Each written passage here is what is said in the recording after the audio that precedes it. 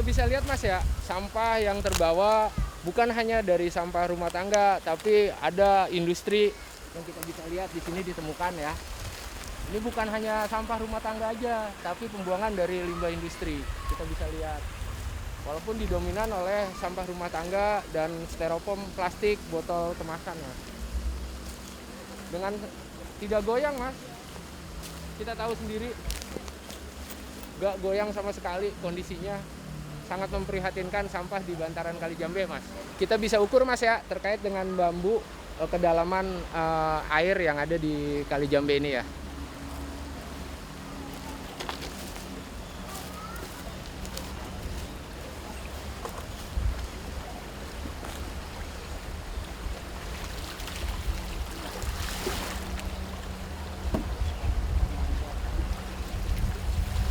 Hampir 1,5 meter loh Mas. Berarti kita bisa lihat di sini sampahnya, kedalaman sampah tidak bisa untuk ditusuk dengan bambu ini.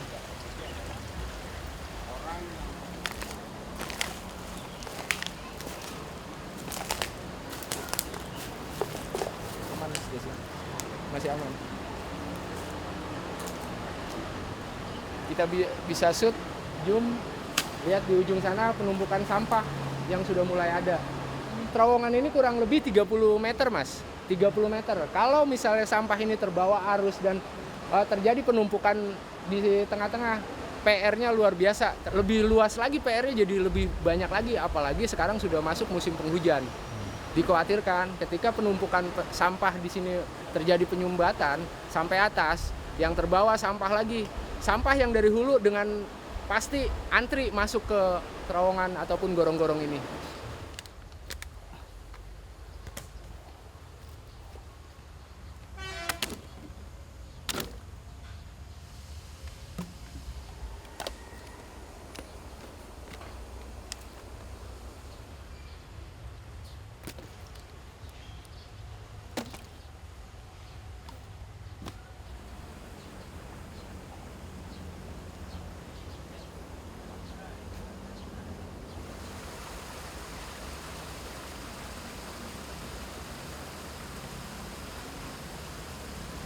Mas bisa lihat sendiri ya di sini ya, sampah styrofoam dan botol-botol kemasan plastik yang ada di sini. Karena pembiaran yang cukup lama, kita bisa lihat nggak goyang sama sekali. Kemarin pas aksi kita di tanggal 17 Oktober kemarin, ada salah satu relawan dengan berat 1 kintal nggak sama sekali jeblos Mas. Ditambah lagi di sini kondisi air yang ada di Kali Jambe ini, nggak perlu dideketin Mas, baunya sudah luar biasa baunya. Ini karena agak sedikit bening karena terbawa oleh hujan yang kemarin Mas. Kalau setiap harinya kondisinya hitam pekat seperti itu Mas.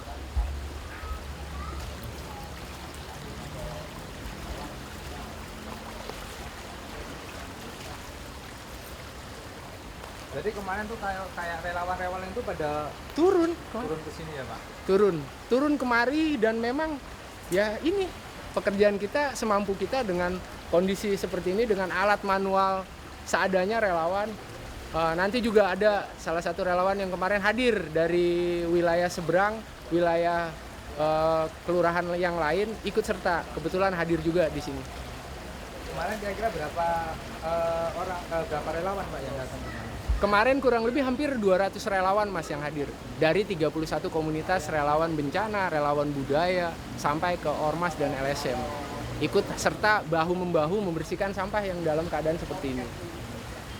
Baru selesai kita bersihin, ternyata sudah terbawa arus lagi sampah dari hulu. Di gorong-gorong ini. Boleh Pak?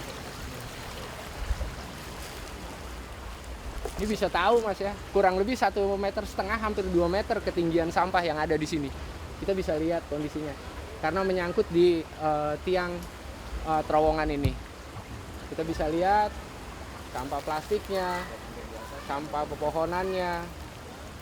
Sedih nggak sih Pak lihat sampah-sampah kayak gini jadi pencemaran? Saya pribadi atas nama warga yang memang sudah dari lahir kita di sini, saya sendiri di sini, sangat miris. Kecilnya saya, sungai ini bisa dipakai mandi. bisa dicari untuk menafkahi orang-orang kayak mancing ataupun banyak hewan-hewan ataupun binatang-binatang yang hidup di kali ini. Tapi sekarang kondisi seperti ini, ikan sapu-sapu aja udah nggak bisa hidup, Mas.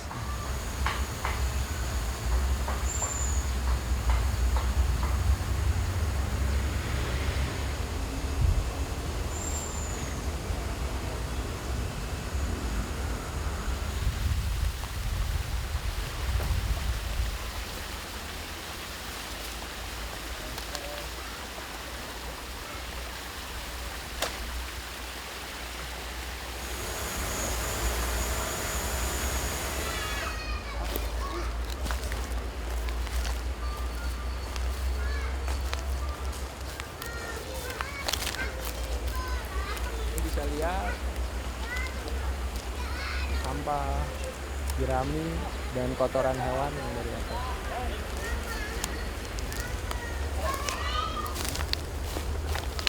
Di sini masih bisa kita pijak ya untuk berjalan karena sedikit di sana banyak styrofoam, kemungkinan tidak jadi masalah nih. Takutnya jeblos aja, Mas. Di sini. Di sini agak lentur, menandakan bahwa sampahnya nggak terlalu padat ya, Mas ya.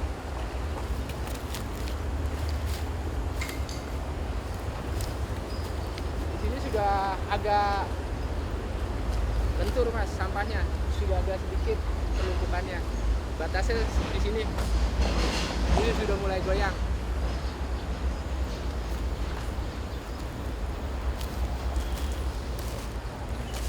Nih, Mas, kita bisa lihat di sini tumpukan tanah yang saya injek ini lama-lama bisa jadi sedimen lumpur, Mas. Jadi pulau-pulau baru di tengah-tengah kali. Nih, kita bisa lihat. Bisa jadi pulau baru, sedimen lumpur yang mengeras. Efeknya air tidak bisa lewat, penyumbatan air yang lewat seperti itu. Hati-hati, Mas, lewat dikit aja.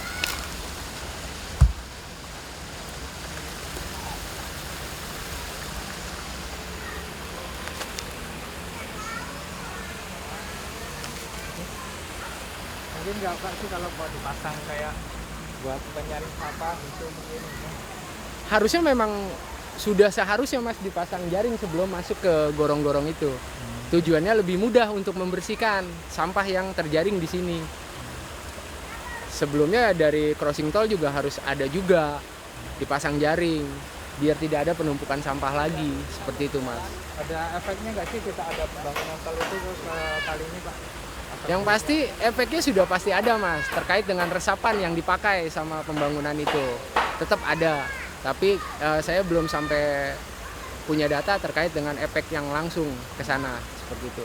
Yang kita tahu efeknya ketika musim hujan tiba, resapan airnya sudah terpakai dengan pembangunan yang ada, meluaplah air kali yang ada di Kali Jambe ini. Seperti itu, Mas.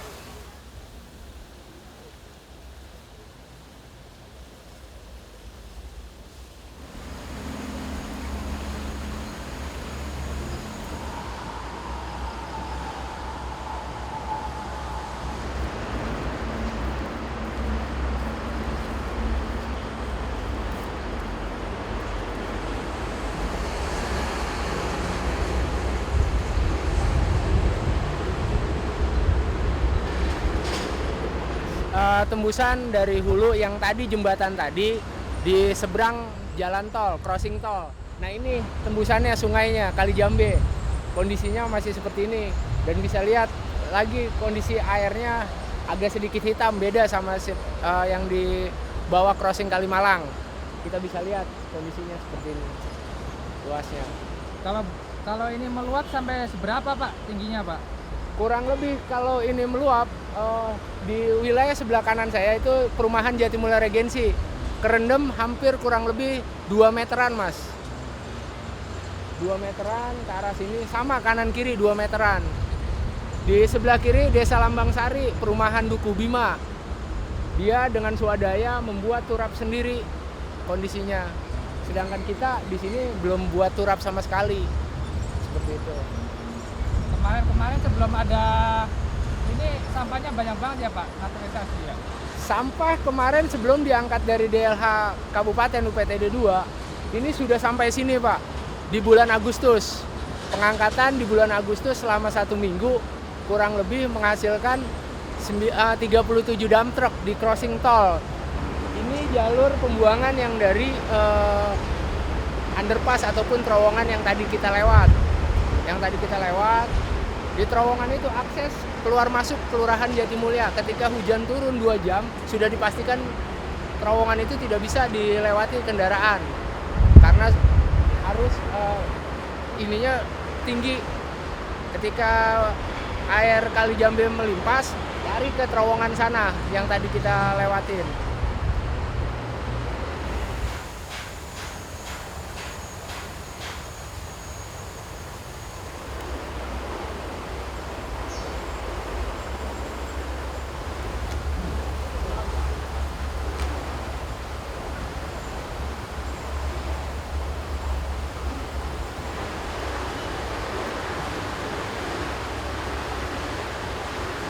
Di sini hampir kurang lebih 20 ton sampah yang bisa kita lihat di sini di bawah crossing Kalimalang. Penumpukan sampah yang melewati antrian dari gorong-gorong tol, crossing tol Kalimalang dan crossing tol kilometer 19 setiap tahunnya terus bertambah karena tidak adanya penjaringan ataupun pemasangan jaring di wilayah masing-masing. Ini aksi nyata dari relawan dan masyarakat yang mau peduli terhadap lingkungan, terhadap perawatan kali yang memang ini kali alam. Kita tahu Kali Jambe itu panjangnya kurang lebih 30 km. Ini bukti nyata relawan untuk masyarakat.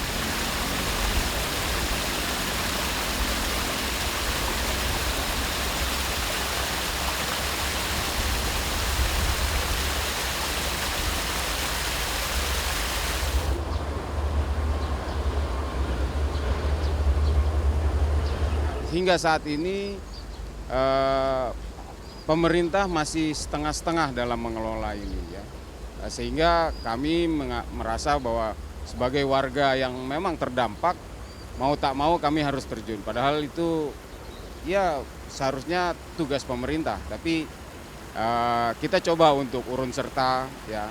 Kalau memang pemerintah sibuk, banyak kegiatan yang harus dilakukan, kami coba untuk terjun. Tapi inilah bentuk kesadaran kami sebagai masyarakat yang peduli terhadap lingkungan, sehingga melakukan bersih-bersih yang mana tujuannya adalah untuk kebaikan masyarakat juga. Secara pribadi berharap, mari kita untuk selalu menjaga, untuk tidak membuang sampah sembarangan, terlebih ke dalam kali. Mari kita budayakan, kita kembangkan budaya bersih. Mari jadikan kali ini adalah halaman depan bagi kita. Jangan jadikan kali ini halaman belakang lagi yang selalu kotor, kita buang sampah. Harapan ke depannya sih pihak pemerintah tolong memperhatikan sungai-sungai yang ada di Bekasi agar tidak lagi terjadinya banyak tumpukan sampah, baik itu sampah maupun limbah ya dari industri, yang mana tujuannya adalah apa? Agar benar-benar fungsi sungai itu sesuai dengan fungsinya gitu. Ini bukan semerta-merta masyarakat saja yang salah. Tolong pemerintah siapkan tempat-tempat penampungan sampah. Nggak semua masyarakat yang membuang sampah sembarangan. Tolong selesaikan dulu permasalahan Kali Jambe ini terkait dengan penempatan sampah, tong-tong sampah yang di sepadan Kali Jambe ini.